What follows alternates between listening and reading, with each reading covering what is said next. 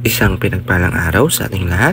So, ngayong araw is August 1, 2024. So, ngayon is unang araw ng August at naway maging masaya at kalugod-lugod sa Diyos ang maging takbo ng ating buong month ng Agosto. So, yung series talakay natin yung araw is takayin natin muli pero muli muna nating i-discuss or papiawan yung naging series natin last time para dun sa mga bago lang na tagapanood at tagapakinig ng ating devotion. So yung naging series po namin last time ay Essential of the Historic of Faith. So ito yung kaimportante ng history. Ano ba yung iba? Ito nga yung mga word of God na dinidiscuss natin, tinatalakay natin is nakasaad dun sa Biblia. And nakasaan doon kung ano nga ba yung history ng mga nakaraan na pinag-aaral natin. Yung kay Panginoong Kristo, mga padres, mga apostol, sa lahat yung mga inaaral natin na para mag-grow tayo. Ganun ito importante.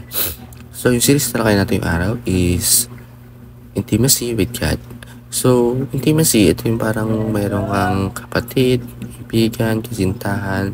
Yung parang pag nakita mo siya, parang alam mo na may connection ka agad kayo. Alam mo na agad kung iniisip yung isa't isa. Parang may relationship na nabuo yung bond. So, ayun, intimacy with God. Kailangan natin ng relasyon na ganon sa Panginoon. Kunyari, example natin, meron kang gagawin sa excuse me, may gagawin ka, may nakuha kang award, may kailangan ka na problema. So, alam mo na agad yung siniisip mo eh. Kunyari, meron akong nanalo ko, sport, MVP ako basketball. Si God siya naisip ko dahil kay God. Nakuha ko yun. Si God na may gandi para sa akin, diba? Yun yung para intimacy with God. Ayun, napaka-important magkaroon tayo. So, yung Bible verse na tayo natin yung araw is 1 Corinthians chapter 2, verse 10 to 12. So, sabi dito, in Tagalog version, unang Korinto, pangalawa, 10 to 10 to 12. Ngunit ito inihag ng Diyos sa atin sa pamamagitan ng Espiritu. Sinasalik ng Espiritu ang lahat ng bagay, maging ang mga pagkakalalim ng bagay na kinalaman sa Diyos. Walang nakakalam na iniisip ng isang tao maliban sa kanyang sariling espiritu. Gayun din naman, walang kaalam ang mga iniisip ng Diyos maliban sa espiritu ng Diyos. Ang tinanggap natin ay hindi espiritu ng sanlibutan kundi espiritu mula sa Diyos. So tayong bawat tao is meron nagbibigay sa atin or nagagay sa ating Holy Spirit na siya yung lumalaban dun sa mga masasama or sa joke ng demonyo para sa atin. So napaka-importante na mayroon tayo yan para tayo malapit sa Diyos. So yung para dumako ating talakayan, tayo dumako sa una nating katuruan. Una nating katuruan, God imparted Himself to us.